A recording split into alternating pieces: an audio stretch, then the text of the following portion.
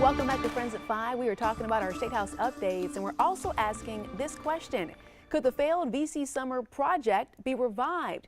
The project aimed to build 2 new nuclear reactors at a site over in Fairfield County, but it was abandoned over in 2017, and it left ratepayers footing part of the $9 billion bill. News 19's Josie Frost is joining us now from our State House, and she's sharing questions surrounding calls to renew that project. The 2 nuclear reactors have sat unfinished since the project was abandoned in 2017. Since then, Dominion customers have been paying more than 5% of the monthly bill, according to a new report.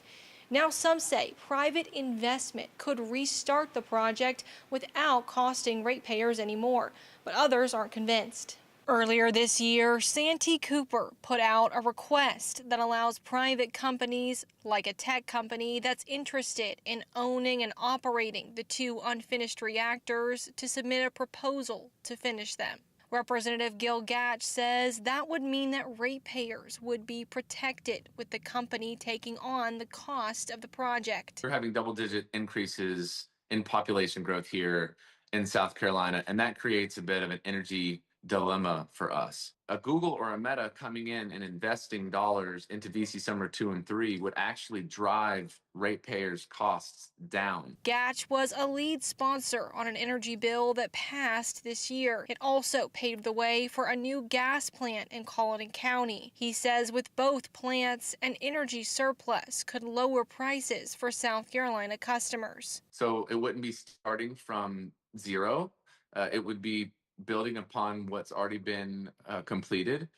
And if this were to happen, it would mean that we'd have private dollars from out of state coming into our state to create 2 mega energy generating nuclear reactors. But nuclear watchdog and director of the Savannah River Site Watch, Tom Clements, says he isn't convinced that private investors will stick with the project, especially with regulatory hurdles and aging equipment.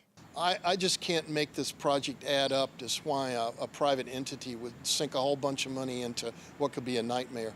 $2.8 billion of the $9 billion project was put on Dominion customers when it acquired SCE&G. That's around 5.2% of the monthly bill placed on ratepayers, according to Clements' new report. He says there needs to be more protections for customers moving forward. I'm afraid that private or any other entity coming in there, they're going to be looking to saddle the ratepayers with the cost. And I've not seen anything that they wouldn't do that. So I think ratepayers should be extremely nervous about once again being saddled with a nuclear project that's really ill-conceived. A spokesperson for Santee Cooper tells me they had over a dozen proposals and have narrowed it down to less than 5. They're hoping to finalize a plan by the end of the year. Reporting at State House, Josie Frost, News 19, WLTX.